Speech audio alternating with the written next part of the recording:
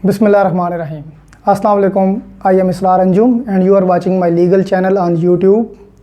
Before starting video, अगर आपने अभी तक मेरा चैनल सब्सक्राइब नहीं किया तो उसको सब्सक्राइब कर लें ताकि आगे भी आपको इन्फॉर्मेटिव वीडियोस मिलते रहें। पिछले लेक्चर में हमने CPC को शुरू किया था। CPC 1908 के टॉपिक रेस सब जुडिस को पढ़ा था। आज हम उससे आगे चलेंगे। आज हम पढ़ेंगे रेस जुडिकाटा को। थोड़ा सा टच हमने उस वक्त भी रेस जुडिकाटा को दिया था। रेस सब जुडिस और रेस जुडिकाटा में एक माइनर सा डिफरेंस है, लेकिन ये डिफरेंस बहुत काउंट होता है। रेस सब जुडिस ये होता है कि अगर आपका कोई मामला अदालत में पेंडिंग है, आपका कोई केस पेंडिंग है, आप उसी तरह का कोई और केस बना के सेम ज्यूरिसडिक्शन की कोर्ट में दोबारा चले गए हैं, तो आपका जो केस है वो तब तक स्टे हो जाएगा जब तक उस केस का फ़ैसला नहीं आता। तो इसमें ये डिफरेंस है। रेस जुडिकाटा ये है कि जब आपका एक केस डिसाइड हो चुका है और दोबारा से आप वही केस लेके सेम ज्यूरिसडिक्शन की कोर्ट में चले जाते हैं, तो तब आपका वो जो सूट होगा, जो सब्सिक्वेंट सूट होगा, वो बार हो जाएगा। इसमें इसकी जो बीच में लॉजिक है, लॉजिक ये है कि आपने जो जुडिशल डिसीजंस हैं, जो भी जुडिशल डिसीजंस हैं, उनको एक तो रिस्पेक्ट करनी है, दूसरा उनको फाइनलिटी देनी है कि एक तो अवाम का एतमाद जो है वो कोर्ट पे रहे कि कोर्ट जो डिसीजन करती है वो फाइनल है। और अगर हम उसको रिस्पेक्ट देंगे तो एक तो हमें ज़्यादा से ज़्यादा लिटिगेशन से बचना पड़ेगा, दूसरा कोर्ट्स पे बर्डन नहीं पड़ेगा। तो इसका जो मेन ऑब्जेक्ट है वो यही है, जो इसका इंट्रोडक्शन में यही है कि आपने जो कोर्ट के डिसीजंस हैं, एक तो उनको रिस्पेक्ट करना है, दूसरा उनको फाइनलिटी देनी है। आपका ये जो टॉपिक है, इसकी जो रेलिवेंट प्रोविजंस हैं वो है सेक्शन 11 ऑफ CPC 1908। सेक्शन 11 में ये वाला जो कॉमन लॉ का प्रिंसिपल है रेस जुडिकाटा, ये एम्बॉडीड है। इसके अगर आप मीनिंग्स पे जाएं तो रेस का मतलब होता है थिंग एंड जुडिकाटा मीन्स, ये क्योंकि ये एक रोमन वर्ड है, ऑलरेडी डिसाइडेड, कि व्हेन एवर एक केस जो है वो ऑलरेडी डिसाइड हो चुका है तो आप दोबारा उस केस को रीओपन सेम ज्यूरिसडिक्शन वाली कोर्ट में नहीं कर सकते। हाँ, आप अपील में जा सकते हैं, you have the right, but same litigation, same jurisdiction की कोर्ट में वही लिटिगेशन आप दोबारा नहीं कर सकते। तो रेस जुडिकाटा का यही मीनिंग है, द थिंग ऑलरेडी डिसाइडेड। इसके जो ऑब्जेक्ट्स हैं अगर हम उनको देखें तो इसके टू फोल्ड ऑब्जेक्ट हैं।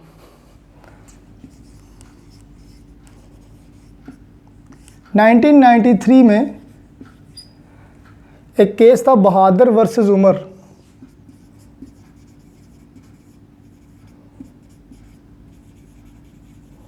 उसमें कोर्ट ने इसके जो ऑब्जेक्ट्स थे वो डिफाइन किए थे। सबसे पहला ऑब्जेक्ट कोर्ट ने कहा था कि इसका जो सबसे पहला ऑब्जेक्ट है वो ये है कि जब एक ही केस बार बार आप उसी को लिटिगेट करेंगे तो ये हार्डशिप्स क्रिएट करेगा इंडिविजुअल्स को, कि जो उस केस को फेस कर रहे हैं। एक तो इसका ये ऑब्जेक्ट हो गया कि अगर आप एक ही लिटिगेशन दोबारा से करते जाएंगे तो ये बहुत ज़्यादा तकलीफ़देह होगा उस बंदे के लिए जो इनको फेस कर रहा है। और सेकंड जो था कि it is in the interest of state, कि जो स्टेट है उसका भी ये इंटरेस्ट बनता है कि there should be an end to litigation, कि लिटिगेशन को कोई एंड तो मिलना चाहिए। अगर आपकी ये लिटिगेशन चलती रहेगी, बार बार आपको लिटिगेशन फेस करनी पड़ेगी, तो means your state is fail. तो स्टेट के इंटरेस्ट में आता है कि एक बंदा अगर कोर्ट में जाता है और उसको इंसाफ मिल जाता है तो दोबारा से उस बंदे को कोर्ट में उसी प्रॉब्लम पे नहीं घसीटा जाएगा। ये तो था वो ऑब्जेक्ट जो कोर्ट ने अपने एक फ़ैसले में डिफ़ाइन किया। इसके जो मतलब बेसिस हैं वो 3 मैक्सिम हैं।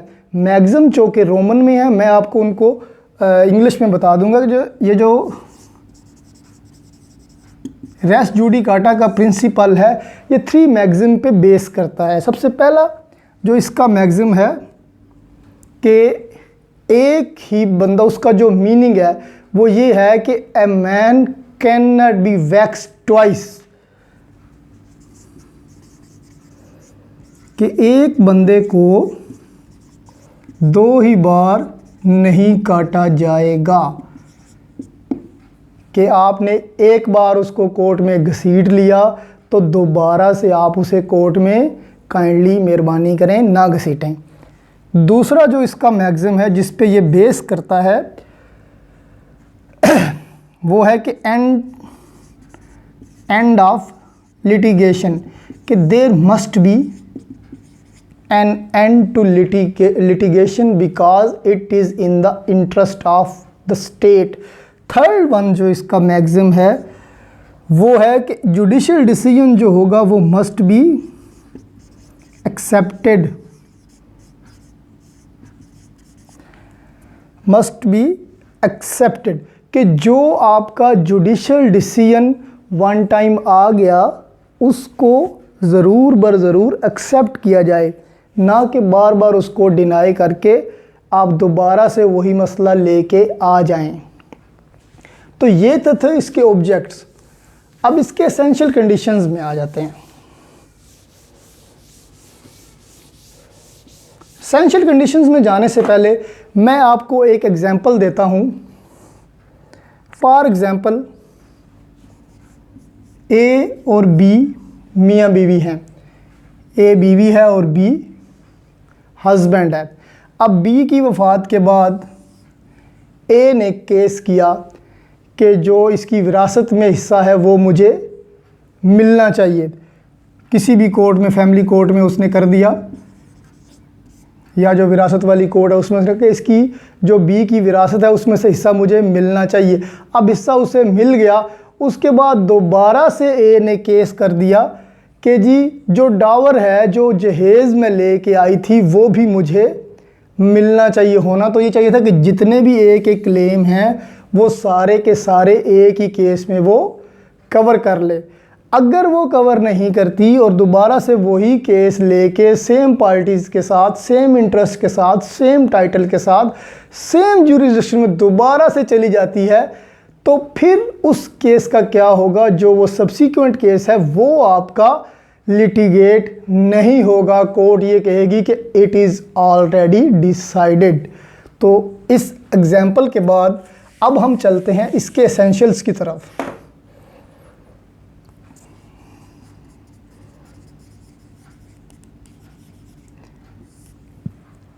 इसके एसेंशियल्स में जो सबसे पहली चीज़ है वो है सेम मैटर इन इशू, कि आपका जो मैटर पिछले केस में था आप वही मैटर लेके नेक्स्ट केस में चले गए हैं। अब ये जो मैटर है इसकी 2 कंडीशंस उसने बताई हैं कि matter should be directly and substantially B same.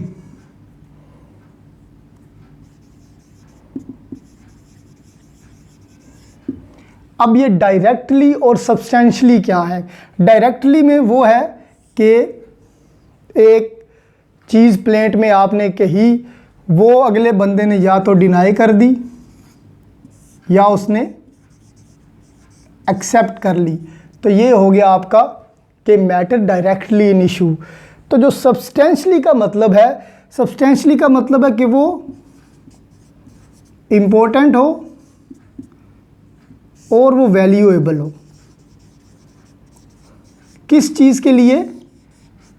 Decision, for the decision of court. दो कंडीशंस मैटर इन इश्यू में उसने बताई कि वो directly and substantially be the same, कि आपका जो मैटर इन इश्यू है वो डायरेक्टली भी हो और सब्सटेंशियली भी हो, यानी कि पहले उसमें डिनायल या एक्सेप्टेंस हो गई हो और सेकेंडली उस बेस पे वो इतना इम्पोर्टेंट हो, इतना वैल्यूएबल हो कि उस पे कोर्ट कोई डिसीजन कर सके। तो जो आपका अगर सेम मैटर इन इशू होगा तो आपका जो केस है वो रेस जुडिकाटा हो जाएगा। सेकंड इसमें जो चीज़ आती है एसेंशियल, वो है इसका सेम पार्टीज।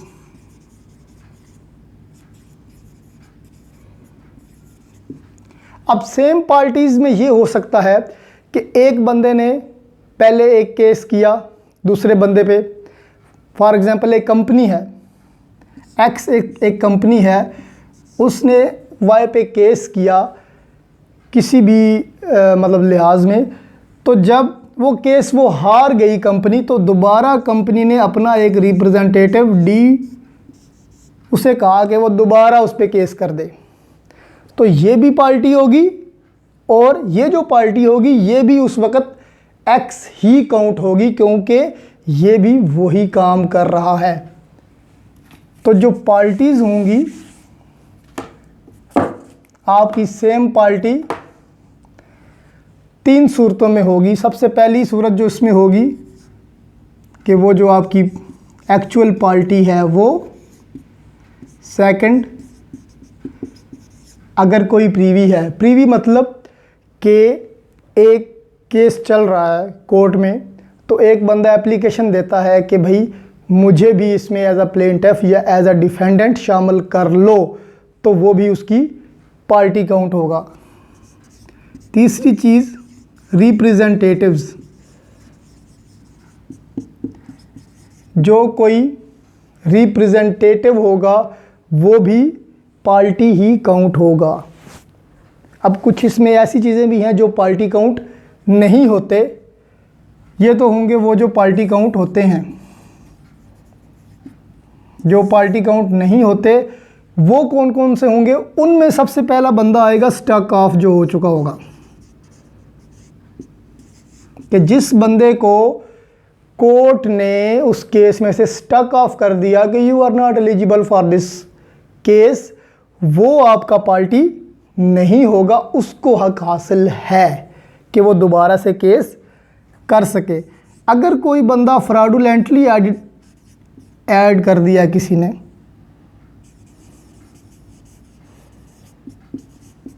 तो वो भी आपकी पार्टी नहीं होगा।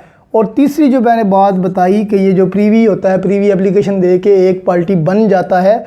अगर किसी ने एप्लीकेशन दी पार्टी बनने की और उसकी एप्लीकेशन क्या हो गई? रिजेक्ट, तो वो भी पार्टी काउंट नहीं होगा।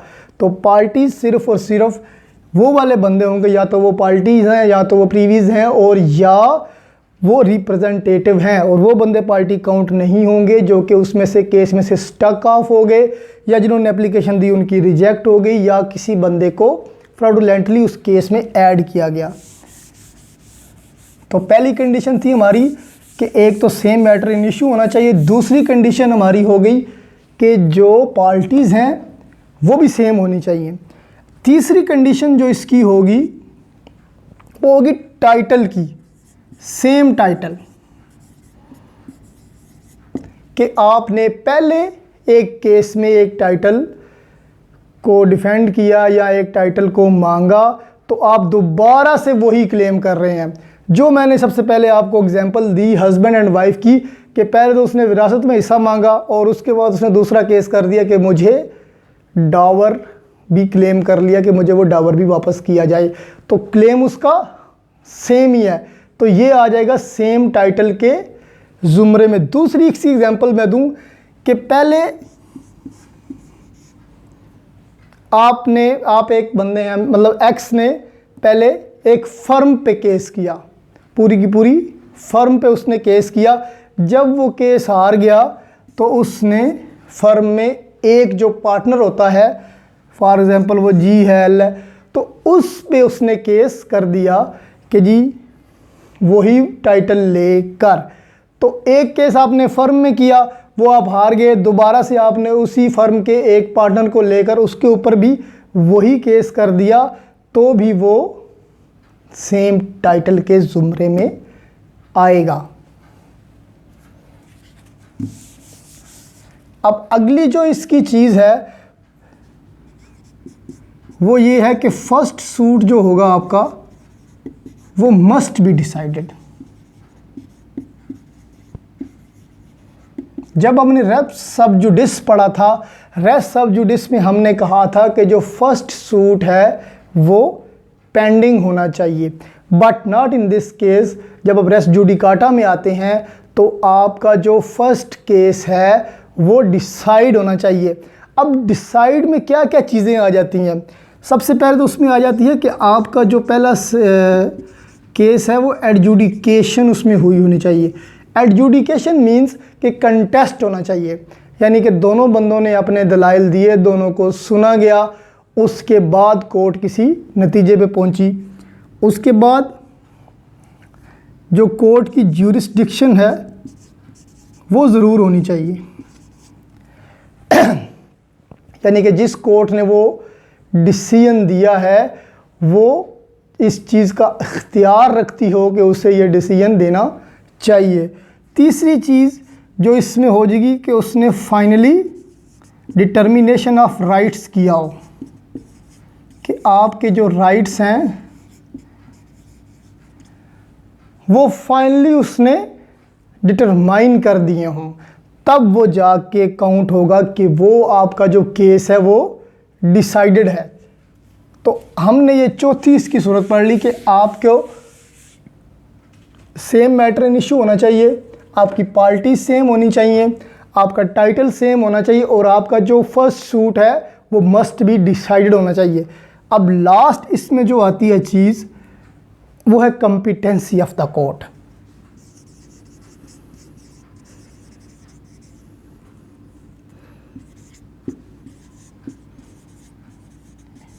ये भी इसका एक बहुत इम्पोर्टेंट एसेंशियल है कि जिस कोर्ट ने पहले फैसला दिया हो वो कोर्ट आपकी कॉम्पिटेंट होनी चाहिए। अब ये कंकरेंट ज्यूरिसडिक्शन में आती है चीज़। कंकरेंट ज्यूरिसडिक्शन क्या होती है कि पैरेलल में दो कोर्ट्स चल रही हों, फॉर एग्जांपल एक डिस्ट्रिक्ट की कोर्ट और दूसरी डिस्ट्रिक्ट की कोर्ट, उनकी कंकरेंट ज्यूरिसडिक्शन होगी एक ही टाइप की। तो अगर आपकी जो पहली कोर्ट है जिसकी ज्यूरिसडिक्शन कंप्लीट है और जो उस केस पे फैसला दे सकती है उसी ने ये फैसला दिया हुआ है, तब आपका जो होगा सूट वो रेस जुडिकाटा हो जाएगा। अगर आपका जो पहला सूट है वो लैक ऑफ ज्यूरिसडिक्शन में है, वांट ऑफ ज्यूरिसडिक्शन में है, तब रेस जुडिकाटा नहीं होगा। तो रेस जुडिकाटा तभी होगा जब जिस केस ने जिस कोर्ट ने पहले डिसाइड किया है वो उसको डिसाइड करने की ज्यूरिसडिक्शन भी रखती हो। तो अगर आपके सब्सिक्वेंट सूट में ये सारी चीज़ें आ गई, यानी कि उसका same matter in issue, same party, same title, first suit decided and the competency of the court was good, अगर ये सारी चीज़ें फुलफिल हो गई तब आपका जो सब्सिक्वेंट सूट है वो स्टॉप हो जाएगा। कोर्ट कहेगी कि this suit is already decided so this is dismissed. तो उसका इफ़ेक्ट यही होगा कि आपका जो सब्सिक्वेंट सूट है वो बार हो जाएगा, वो ख़त्म हो जाएगा, उसको उस पर लिटिगेशन नहीं होगी, ये इसका इफ़ेक्ट होगा। अगर आप बात करें रेस जुडिकाटा के स्कोप की तो ये ना सिर्फ केसेस पर बल्कि ये आपकी कॉन्स्टिट्यूशनल पिटीशन, आपकी जो डिफरेंट टाइप्स की एप्लीकेशंस होती हैं ये उन पे भी अप्लाई होगा। अब इसमें एक और चीज़ आती है कंस्ट्रक्टिव रेस जुडिकाटा।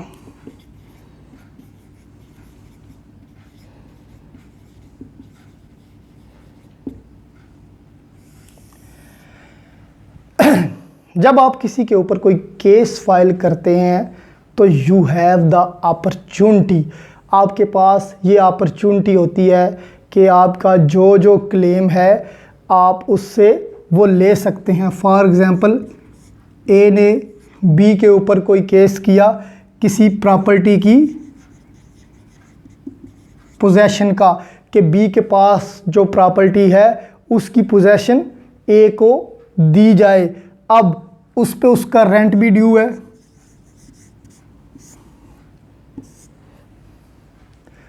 वो पोजेशन का केस कर रहा है और उसे पता है कि जो रेंट है बी के पास जो प्रॉपर्टी है उसने उसका रेंट भी देना है, वो भी उस पर ड्यू है और वो रेंट क्लेम नहीं करता। जब उसको पोजेशन मिल जाती है, पोजेशन मिलने के बाद उसे याद आता है कि ओ यार इसका तो मैंने रेंट भी लेना था, तो वो दोबारा से रेंट का केस नहीं कर सकता। आपके पास ये अपॉर्चुनिटी थी कि आप रेंट का केस कर सकते हैं, बट नेग्लिजेंटली आप वो भूल गए और आपने वो केस नहीं किया, तो ये आपका हो जाएगा कंस्ट्रक्टिव रेस जुडिकाटा, कि जो चीज़ आप क्लेम कर सकते थे और आपने नहीं की तो समझा यही जाएगा कि आपने वो क्लेम कर ली। तो कंस्ट्रक्टिव रेस जुडिकाटा की सूरत में भी आपका जो सब्सिक्वेंट सूट होगा वो डिसमिस होगा। अब इसमें अगली जो चीज़ आती है वो है वेवर।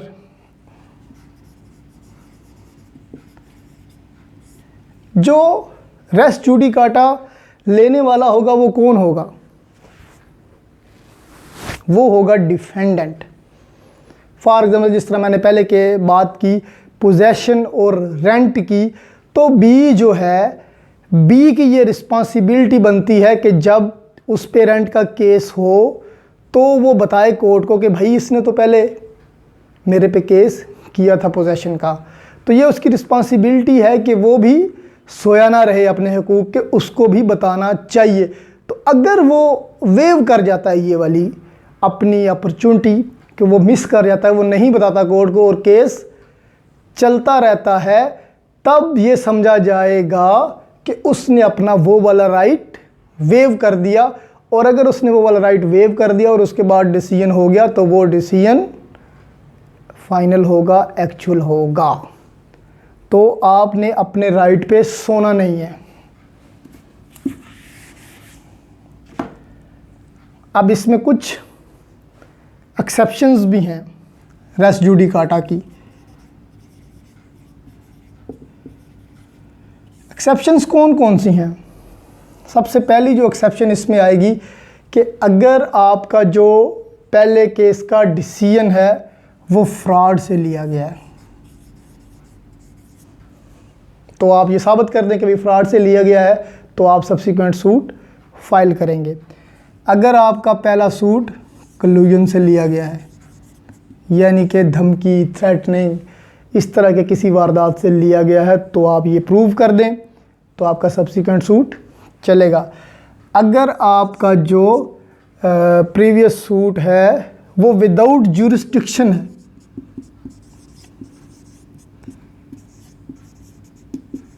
कि किसी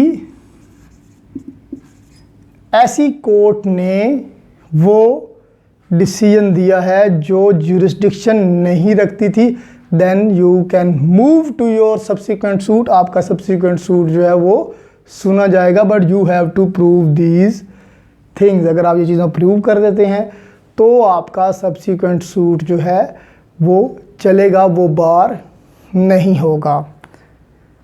तो ये था हमारा आज का लेक्चर। इसमें आज हमने पढ़ा रेस जुडिकाटा के बारे में।